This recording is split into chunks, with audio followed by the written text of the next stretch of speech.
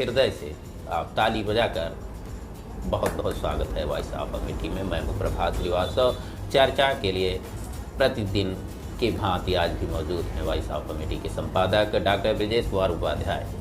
आज जो चर्चा का विषय व शीर्षक है वो पितृपक्ष जो इस समय चल रहा है। लोग पिंडदान के लिए अपने पूर्वजों पिंडदान और पितृपक्ष पर चर्चा के लिए अनुरोध करेंगे। वॉइस ऑफ अमेठी के संपादक डॉक्टर ब्रजेश कुमार उपाध्याय जी आपका बहुत बहुत स्वागत है। और दर्शक बिल्कुल उत्सुक हैं आपकी इन शब्दों को सुनने के लिए कि ये पिंडदान और पितृपक्ष, इस पर अपने विचारों को साझा करेंगे। स्वागत है। पितृपक्ष शब्द से ही सीधा लगता है पितरों का पक्ष। जी बिल्कुल। पूर्वजों का पक्ष जो हमारे इस संसार में नहीं है, हमको छोड़कर चले गए हैं, ब्रह्मलीन हो चुके हैं, ब्रह्मांड में मिल चुके हैं। वो उनका शक्ति के रूप में हम सब लोगों पर उनका जो है वो बनाए हुए उनकी नजरें हम पर बनी रहती है, उनकी बड़ी कृपा मिलती है हमको, तो ये उनका पक्ष माना जाता है। ये साल में 2 बार होता है।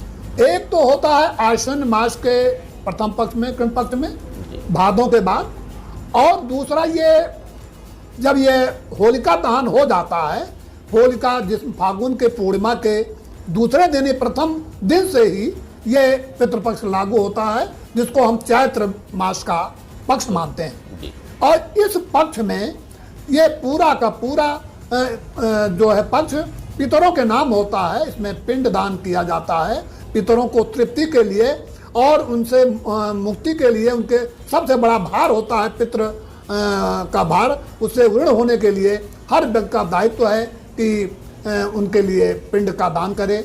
और इसी पक्ष में आप प्रायः देखते होंगे कि हर गांव से जो बूढ़ बुजुर्ग हैं वो गया की तरफ प्रस्थान करते हैं, चारों धाम की यात्रा करते हैं। गया में पिंडदान का परंपरा रही है।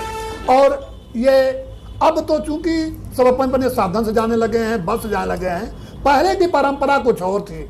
जब पहले लोग गया के लिए जाते थे तो गांव के ही नहीं, उनके इष्ट मित्र, नात, रिश्तेदार, आस पास पड़ोस के कई सैकड़ों लोग आते थे।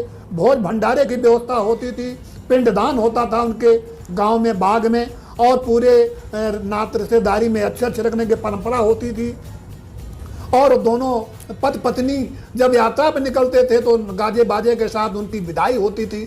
और बड़ा एक भावुक समय होता था। उसमें ये तब होता था कि वो प्रायः जब यात्रा पे जाते थे तो लौटते नहीं थे, ये लोगों की मान्यता होती थी। तो एक तरह से वो बिछोड़ बड़ा दुखदायी होता था। का जो ये भावुक होने का एक बड़ा कारण, जहाँ तक हम सब लोग समझते हैं कि आने जाने की बहुत सारी कठिनाइयों से सामना करना पड़ता था। तो वहाँ जहाँ पे जाना होता है इस पितरों की मुक्ति के लिए, जहाँ दर्शनार्थ, वो पहाड़ी क्षेत्र में आना जाना गुजरना वो सब बहुत ही रूढ़ हुआ करते थे। और वहाँ पहाड़ियों पे चढ़ना उतरना, कहीं साधनों का पलट जाना, कहीं कुछ तमाम ऐसे अनहोनियाँ होती थी। प्रायः लोग लौट, अभी तो मैं आपको बता रहा हूँ कि अभी विगत कई वर्षों पहले आपने सुना होगा कि हमारे यहाँ से तमाम लोग तीर्थ यात्रा पर गए थे और बाढ़ का प्रकोप हुआ। वो उसमें तमाम केदारनाथ वालिया के जो काफी रही, उसमें हमारे यहाँ के भी तमाम लोग जलमग्न हो गए, वापस नहीं आए। और अभी मैं आपको मजेदार बात बताता हूँ, हमारे जैन राम तिवारी ब्लॉक प्रमुख